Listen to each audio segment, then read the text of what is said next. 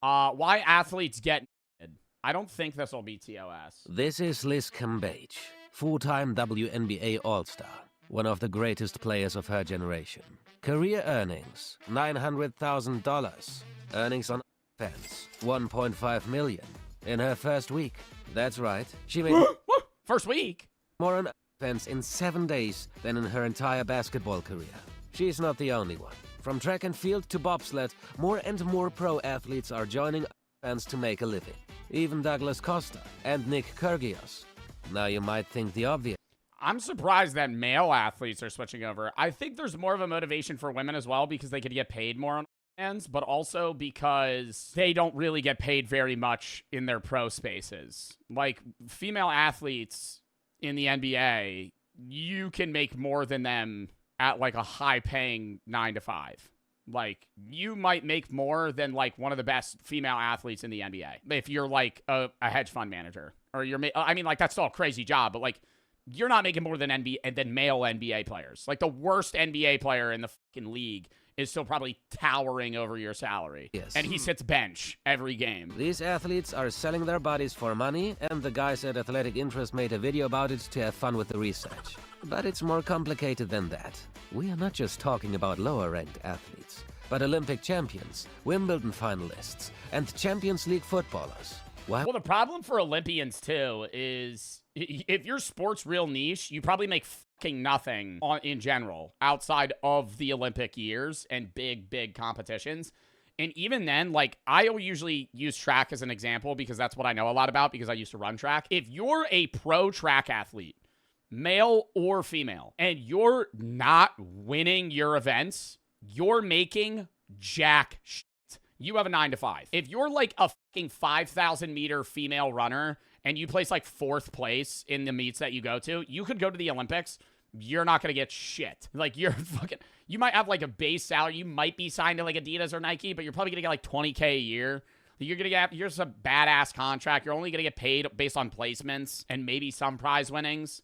Like, some guys up at the top make the most. Like, that's why Usain Bolt's rich as fuck. Usain Bolt, one of the most known athletes in the world, winner of the most popular track event, world record holder, 100, 200. Noah Lyles, same thing, makes a bag, gets a lot of sponsors, gets paid a lot because he's at the top of his individual event.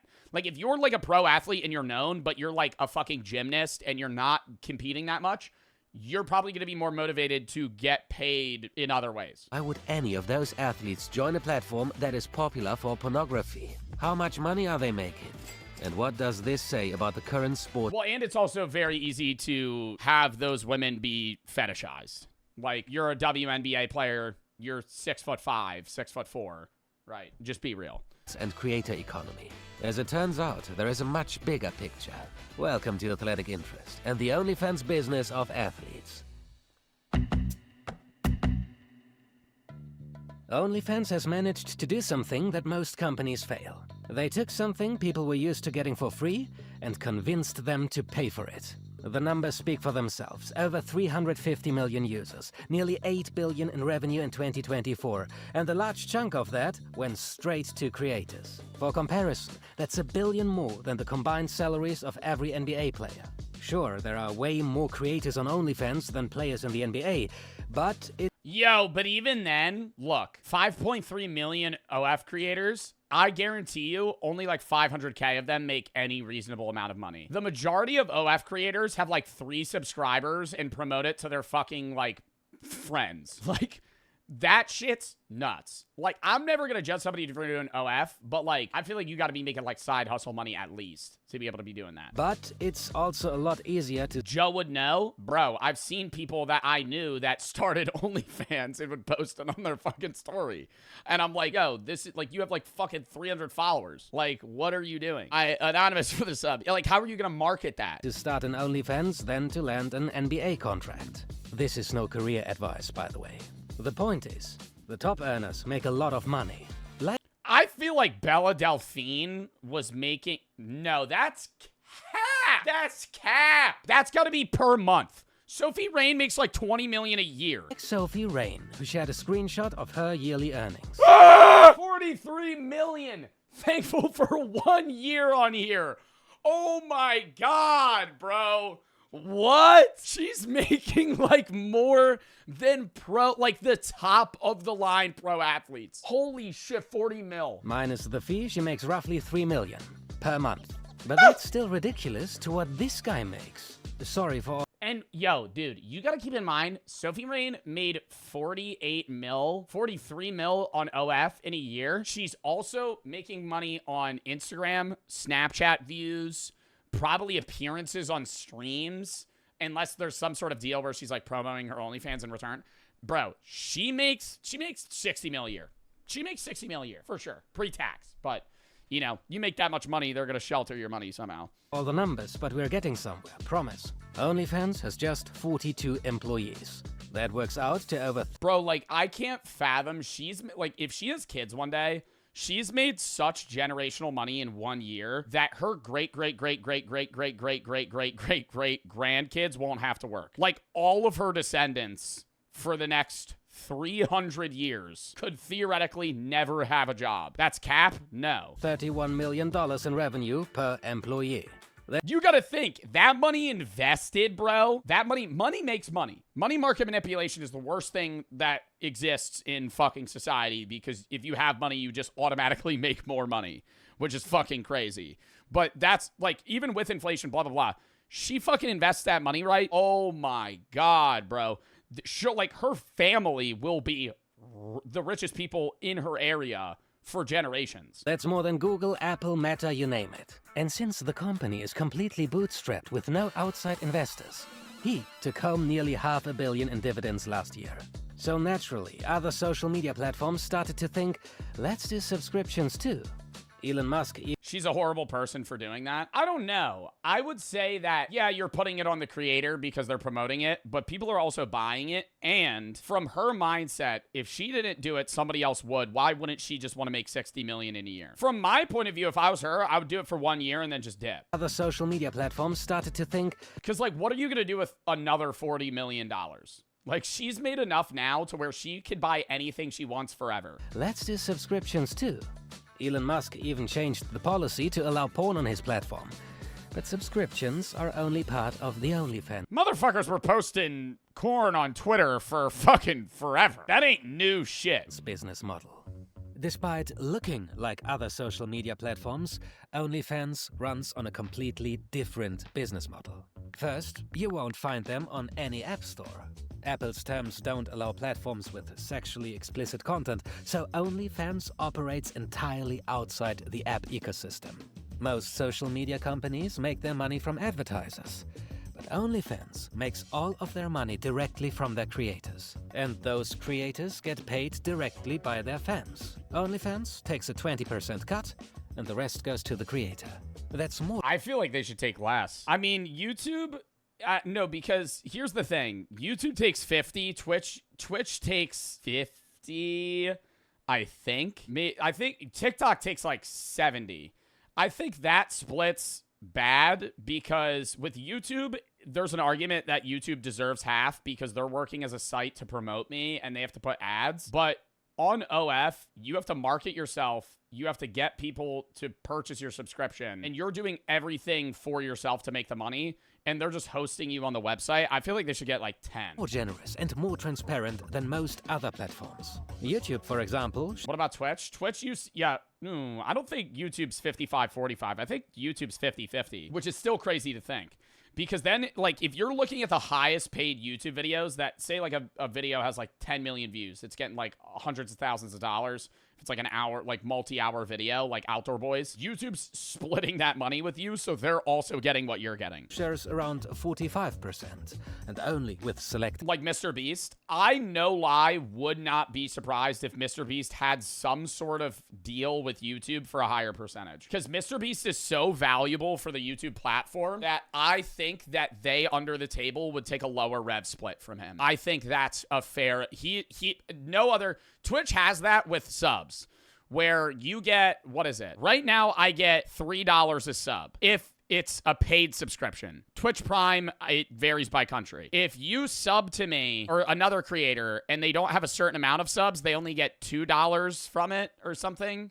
So I get around It's like YouTube is 55% for creators, long form, and 45% creators on short form. So YouTube takes a lower percentage for long form content. Yeah, 2.5. You base Twitch streamers for affiliates get 2.5, and then other people, like, if when you grow, you get 3. Because they try to give you a higher sub rev split because they don't want you to leave platform and go to like Kick or Rumble. Channels. Don't worry, we're not switching anytime soon. Now, OnlyFans didn't invent revenue sharing, and they have way fewer users than YouTube or Facebook. But there's one... Facebook makes $3 billion social networks by revenue. What the fuck is getting put on Facebook? Facebook today makes that much money? From fucking who? Old heads? What the hell are they marketing? Key difference. Because they are not on the App Store. I get everything else. Like YouTube and Instagram making that much money. It's like, yeah, I kind of would have actually expect a little bit more. Oh, Facebook Marketplace? But that's not ads. Key difference. Because they are not on the App Store. They don't have to give Apple or Google a 15 to 30% cut of every transaction. And that's the only reason they can sustain the 80-20 split. If Apple was already taking 30%, there's no way OnlyFans could afford to pay creators 80%. So, almost by accident, they landed a competitive advantage. Better payouts and more control over the platform. And it gets better. Well, that's also why I think, okay, I'm going to say this. I've worked with them before, but that's why I kind of think people think Cameo blows, is because if you use Cameo, and if you don't know what Cameo is, it's basically where people could pay creators or famous people to make customized videos for them. Not like corn, but just like shout outs or stupid shit. And if you're doing like a $50 Cameo and they bought it on the App Store, you're going to make like $20 because Apple's taking a percentage and Cameo's taking a percentage. It's just a fucking waste. Like, how am I going to get people to pay me and I'm going to get less than half of the money? The platforms to go viral and then link to their OnlyFans profiles.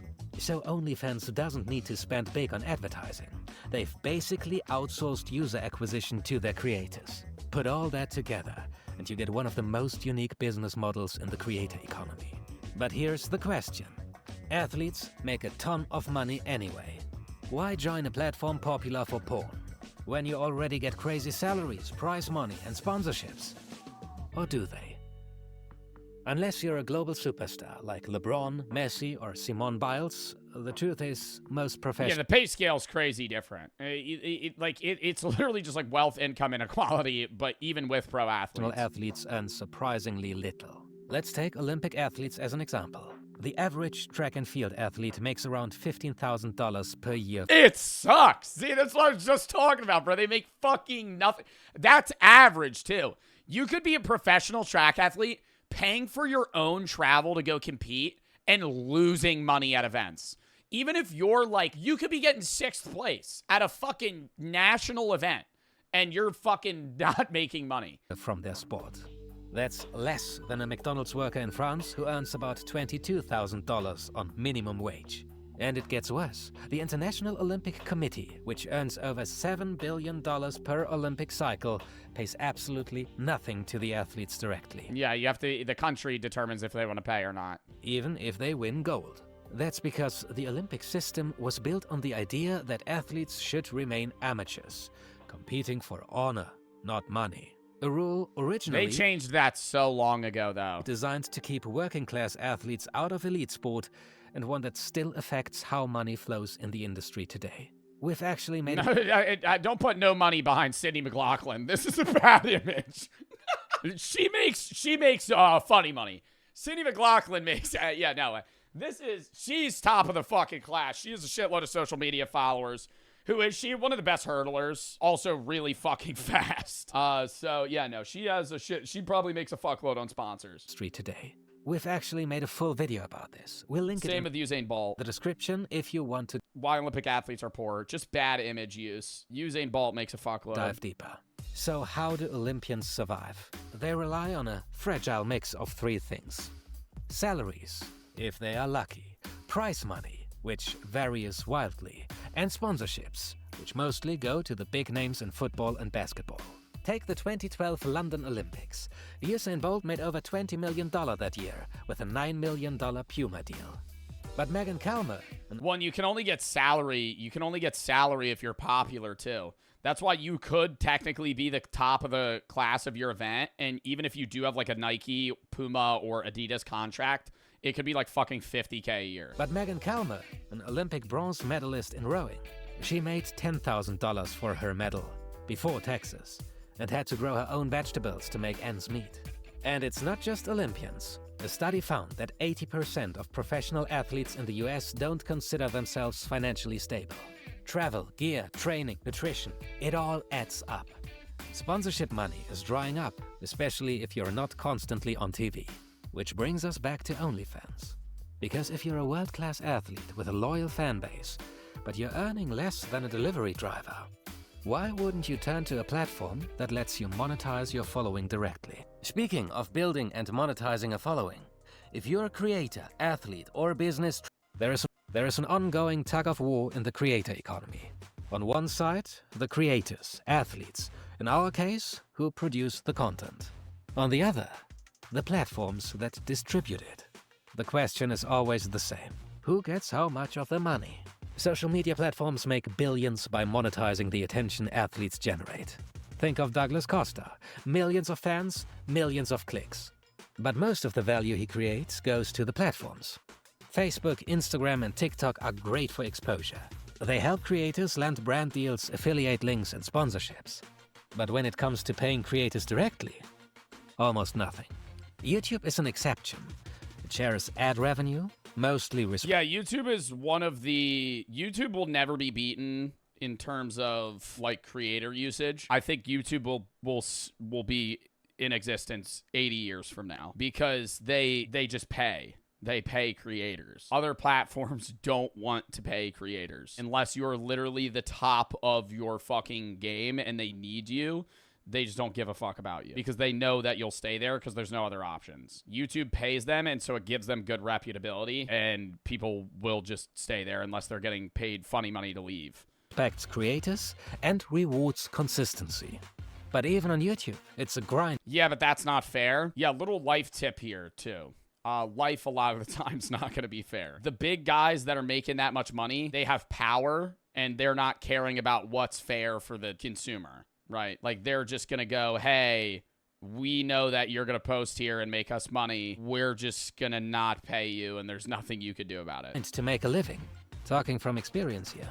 OnlyFans wants to... How much do streamers make for contracts going Twitch to Kick? Those are basically non-existent anymore. Or they're really small. Kick gave out too many big deals that failed miserably and lost a shitload of money on it. And so I think like one of them was like Sapnap. Aiden Ross talked about it. Like, they paid Sapnap, like, a fucking ass ton of money, and he averaged, like, 500 viewers on Kick, and they just lost out on so much. Kick is dead. I think it was also a terrible idea for them to fucking get Sapnap to move over to Kick. You need, like, people that don't give a fuck. Like, Sapnap's audience is a lot of kids, and also just, like, Minecraft viewers, and Kick as a platform is for, like, edgy gambling and TOS content. That's the app. To flip the model, allowing creators to monetize their audience directly. It's part of a larger shift in the maturing creator economy. Creators getting a bigger slice of the value they generate. And for the most part, that's a good thing. This shit annoys me so much. Getting naked makes you more money than a person that actually contributes to society. I can understand what you're saying, but at the same time, the people you know are the ones that are paying for it. I feel like it would be different if it's like a company was paying this individual to promote it and they were doing nothing for society and the money was just getting funneled to them. But like individual people are paying these OnlyFans creators $10, $20 a month to see them naked. More control, more transparency, more revenue for creators. But there's a catch. OnlyFans still comes with baggage. Yes, they market the idea of behind-the-scenes access, training footage, recovery routines, Q&As. But let's be real. Most content on the platform isn't meal plans and workout tips. Unless you're willing to show skin, the odds of making serious money are slim. And for athletes, that comes with a risk. Aligning with a platform still associated with adult content could harm sponsorship opportunities. It could turn off brands, and eventually backfire. Not could, it will. Some critics also argue going the OnlyFans route basically means that you need to make more money than you would on sponsors plus some because you're not going to get sponsors anymore. that it normalizes explicit content, or worse, pushes financially struggling athletes toward choices they wouldn't otherwise make. It becomes an ethical question. Is OnlyFans empowering athletes to monetize their attention, or nudging the vulnerable to sell their bodies? There's something to win and something to lose for athletes joining OnlyFans. But the biggest winner in all of this, OnlyFans itself, because there is a catch to why so many pro athletes are joining the platform. Many of them get paid by OnlyFans to do so. They are not only Oh my God, OnlyFans is giving out, oh my God, wait. Exclusive content offerings. OnlyFans creators own 100% of their content, keep 80% of their earnings. Dude, do you think they got goddamn kick level contracts for OF creators? Like, they'll go up to, like, Angel Reese or an NBA player and be like, hey, we'll give you, like, fucking $100 million to fucking make content for us. only doing it to get the 80% cut. Yeah, they might be getting paid on top of that. But they get good old sponsorship money from the company. Oh, shit. Why? Because OnlyFans wants to go mainstream, and their way in is sports. They even have a whole sports blog OnlyFans has a fucking car? on their website, where they report about OnlyFans-sponsored athletes and teams. The strategy is Wow, dude. I did not know. Is OnlyFans... Dude, imagine OnlyFans gets into, like, F1. social proofing. Athletes and fans will be more likely to sign up in the future as they see others doing the same. Adult content is still their core business, but if they want to grow, they need to diversify. And sports is one of the most trusted, The Goon Mobile. Dude, that would be hilarious if they named it that. emotionally driven content genres out there. It also fits the And as we can see, Max Verstappen actually leaving Red Bull, driving the Goon Mobile for OnlyFans. It's like a clunky-ass car. It has like a horn on it. It just... broader trend. It gets lapped. Athletes building direct relationship with fans without relying on media companies or brands. Cristiano started a YouTube channel. Kylie Kuzma launched a newsletter. Austin Eckler built his own app called I think Ronaldo just started a fucking YouTube channel for fun, if I'm being honest. He has... Dude, isn't he doing $1 billion contract with like a UAE team? Experience. Everyone's trying to I don't think Ronaldo's like, I need to make money on YouTube. own the connection. I mean, maybe he's doing... The only thing that I could see Ronaldo doing it for isn't even ad rev, but like just having YouTube following on a social space so he could just loop better ad deals and just get paid more. I play for the Three.